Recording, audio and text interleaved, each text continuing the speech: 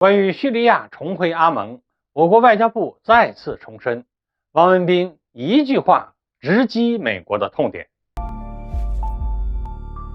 各位网友，大家好，欢迎收看本期中诚 Talk。近期，叙利亚重回阿拉伯联盟一事引发各方关注。在最近的一次外交部例行记者会上，我国外交部也再次重申了立场与态度，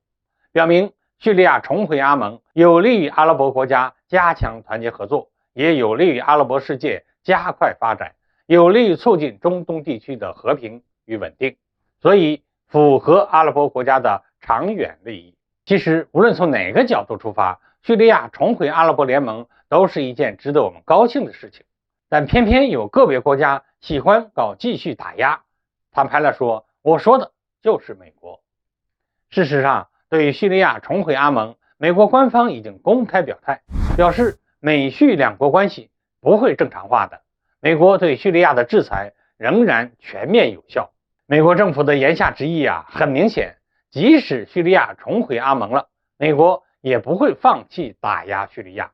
美国一手挑起叙利亚内战，并且长达10几年在叙利亚非法驻军，偷盗叙利亚的石油，这种流氓做法居然现在还能厚颜无耻地声称仍然要全面制裁叙利亚。而美国的做法说明了什么呢？只能说人不要脸天下无敌，国家不要脸就直接沦为罪恶的深渊了。所以我国外交部发言人王文斌就此事说出的一句话直击到了美国的痛点。王文斌说，叙利亚能够重返阿盟，再次证明了美国投下的阴影变小了，和平的曙光就会变得更大。我认为王文斌这番话讲的是非常有深意。首先，美国投下的阴影变小了，指的就是美国在中东的实力削弱了。美国早已经不是当年如日中天的美国了，中东地区很多国家都开始不给美国面子，所以才会顶着美国的不满，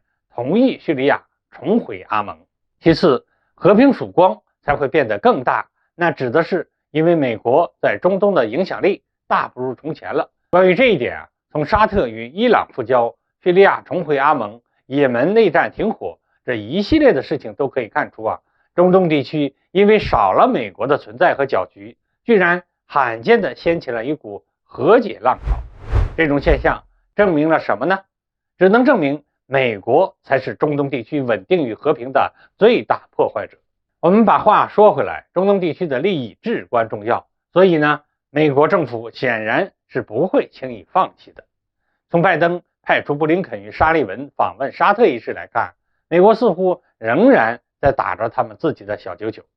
除此之外呢，美国还斥资10亿美元在黎巴嫩修建巨型大使馆，这足以表明美国根本就没有放弃中东地区。总之呢，今后中东各国想要完全摆脱美国的直接或者间接控制，还需要更多的努力。除了需要他们自身团结和睦以外，也需要加强与其他大国的深度合作，比如跟中国和俄罗斯等国家合作。因为单纯依靠中东各国自己的力量来抵抗美国的搅乱，或许还不够，需要借助大国的影响力才行。好，各位网友，今天的话题我们就聊到这儿，欢迎各位留言评论，我们下期再见。